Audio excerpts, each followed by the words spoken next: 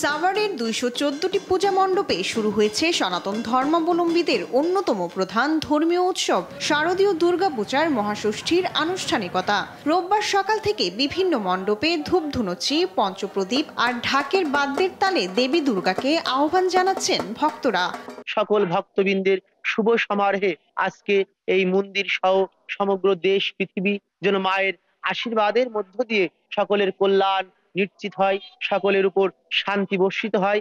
ষষ্ঠী পূজার মধ্য দিয়ে রাজশাহীতে বাঙালি সনাতন ধর্মাবলম্বীদের প্রধান ধর্মীয় উৎসব শুরু হয়েছে। সাতক্ষীরায় ৫৯১টি পূজা মণ্ডপে ষষ্ঠী পূজার মধ্য দিয়ে শুরু হয়েছে দুর্গাপূজা। অধীর আগ্রহের পরে আজ মাকে আমরা কাছে পেয়েছি। মার কাছে কামনা এটাই যে মা সবাইকে সুস্থ এবং সুন্দরভাবে রাখুক। ৫০ বছর পদার্পণ করেছে এই যে আমাদের দুর্গা মায়ের পূজা। প্রতি বছরের ন্যায় এবছরও আমরা ষষ্ঠী আদি কল্পকর্মের মাধ্যমে পূজা শুরু করেছি। নোয়াখালীতে মহাষষ্ঠীর মাধ্যমে চলছে শারদীয় দুর্গাপূজা।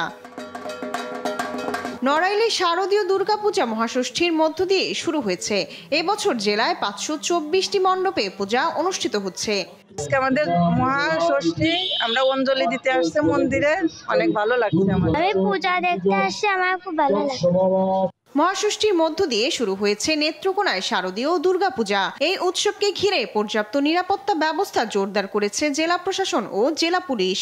দুর্গাপূজা অত্যন্ত সুন্দর এবং সুষ্ঠুভাবে সম্পন্ন হয়, এ ব্যাপারে আমাদের পূর্ণ প্রস্তুতি আমরা গ্রহণ করতেছি। ইতিমধ্যেই বিভিন্ন পূজা মণ্ডপে পূজাতে প্রস্তুত হচ্ছে। এই সময় আমাদের ফোর্স এবং অফিসার মোতায়েন করা আছে। মহাষষ্ঠীর পর মহাসপ্তমী, মহা অষ্টমী, মহানবমী ও মহাদশমীর মাধ্যমে দেবী দুর্গাকে বিসর্জন দেবেন ভক্তরা। শায়লা খান, নিউজ ডেস্ক, দেশ টিভি।